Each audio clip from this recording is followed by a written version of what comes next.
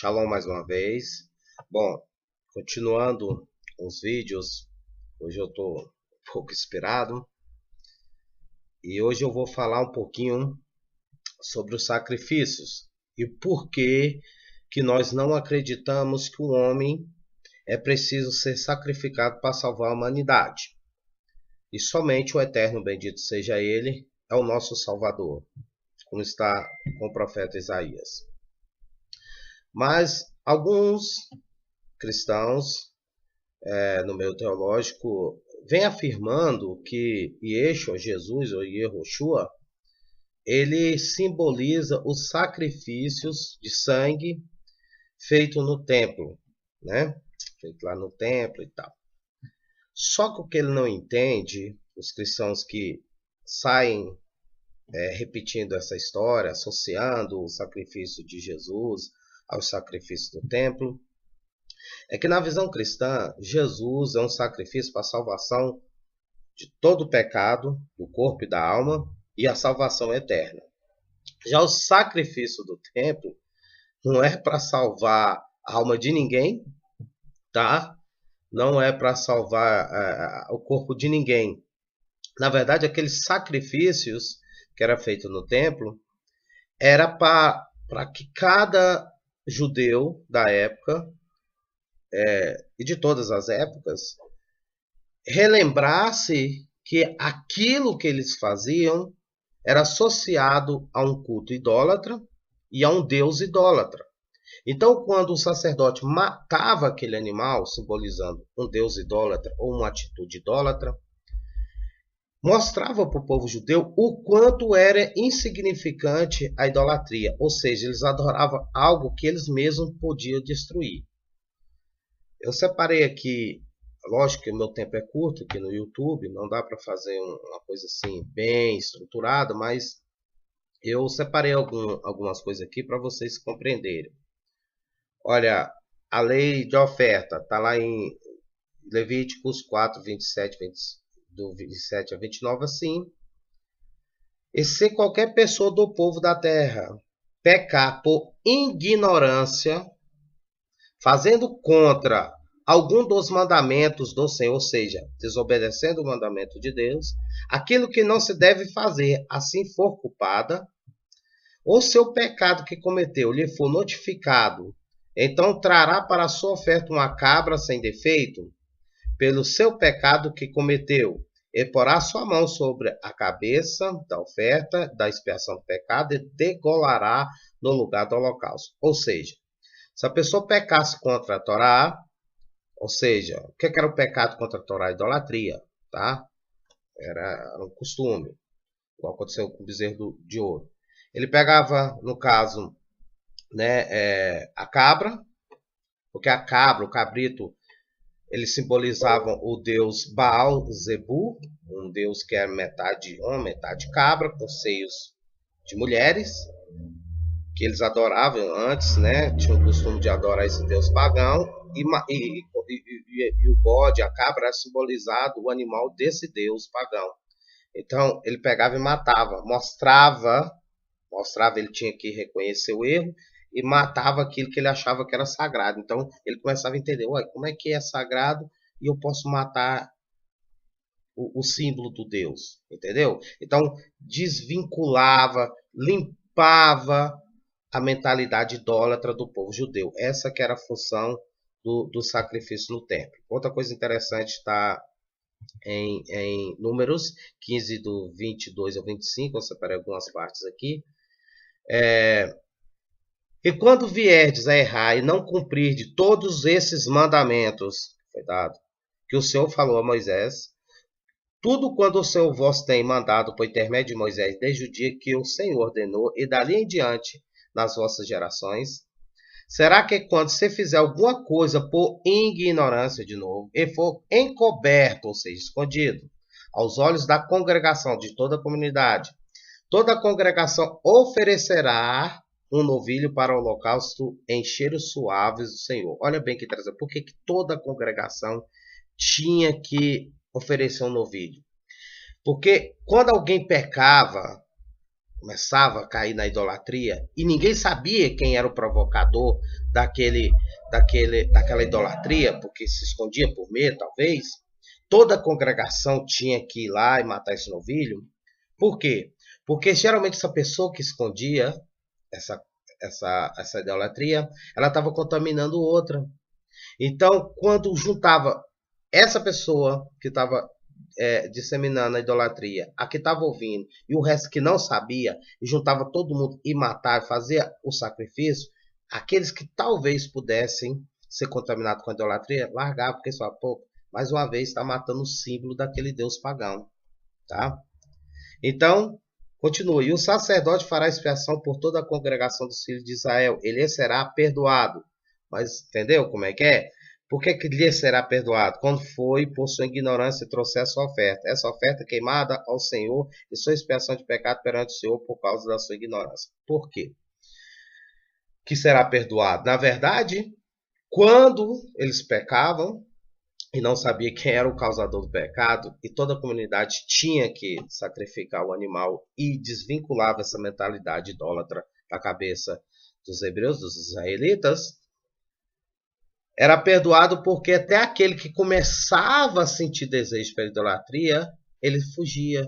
Ele não queria mais, não, realmente, não faz sentido. Vou continuar na lei de Moisés, porque olha que mais uma vez destruiu o símbolo do Deus. É como, por exemplo, para vocês terem uma ideia. Para o católico, a imagem, as imagens deles, Maria, dos santos deles lá, é sagrado. A imagem por exemplo, da Senhora Aparecida lá, tal, são sagrado. Então, se alguém chega lá, um padre, e quebra aquilo, o choque que os católicos vão sentir. Ué, peraí, como que ele quebra algo sagrado? E sempre vai ter uma pessoa inteligente que fala, peraí, então não é sagrado, porque foi quebrado, que força que ele tem que se permitiu ser quebrado. Então, esse era o intuito dos sacrifícios lá. Também está lá em Levíticos 14. Ó, esta será a lei do leproso no dia da sua purificação. Será levado ao sacerdote. E vocês vão lendo, né? Até mais embaixo, tá? Aí tá lá. E o sacerdote tomará um dos cordeiros e oferecerá por expiação da culpa. Por quê? Porque a lepra era associada à blasfêmia. Tanto é que quando você olha lá Miriam, lá em Shemot, quando Miriam começa a blasfemar mais Arão, começa a incentivar Arão, mas será que Deus está conversando com Moisés? O que é que Deus faz? Deus põe lepra na Miriam. Então, a lepra ela é associada à blasfêmia, acusação. Então, por isso que está bem claro, e oferecerá por expiação da culpa, relacionando a lepra com a culpa, né? Aí, mais para frente, ele vai explicando, né, que tem que levar o animal X e tal, que simboliza também os deuses pagãos e atitudes pagãs. Também está lá em Levíticos 5, do 1 ao 6. E quando uma pessoa pecar ouvindo uma voz de blasfêmia, olha bem, de que for testemunha, seja porque ouviu ou porque soube, não denunciar, então levará a sua maldade. Porque ele tá, quem não denuncia, compactua com o erro. Ou quando alguma pessoa tocar em alguma coisa imunda, seja corpo morto de fera imunda, seja corpo morto de animal imundo, seja corpo morto de réptil imundo, ainda que não soubesse, contudo, será ele imundo e culpado. Mas o culpado, gente, não é aquele, meu Deus, tem que não, culpado assim, uma culpa indireta, como fosse um acidente. Ou quando tocar imundície de um homem, seja qualquer que for a sua imundície, com que se faça imundo, ele for oculto, tocou, não vou comentar, sabendo que não tem problema em comentar, ele souber depois será culpado, mas não é aquela culpa e tal. Ou quando alguma pessoa jurar pronunciando temerariamente com seus lábios para fazer mal ou para fazer bem, em tudo que o homem pronunciar temerariamente com juramento, ele for oculto, e eu souber, desculpa, depois, culpado será numa dessas coisas. Será, pois, que, culpado sendo uma dessas coisas, confessará aquilo em que pecou, e a sua expiação trará ao Senhor pelo seu pecado que cometeu uma fêmea de gado miúdo, uma cordeira, uma cabrinha pelo pecado, assim o sacerdote por ele fará expiação do seu pecado. Então, por quê? Vamos lá, vamos compreender isso aqui rapidinho. O gado, ele sempre está associado ao bezerro de ouro, à idolatria. E eu já falei que a idolatria ele não se limita somente a adorar a imagem e pessoa, também ao ego, a mentira, quando você idolatra, somente eu não sou um cara que eu sei enganar as pessoas, eu sou alguém que eu sei, eu sou o cara, eu sou melhor do que todo mundo, isso também é idolatria.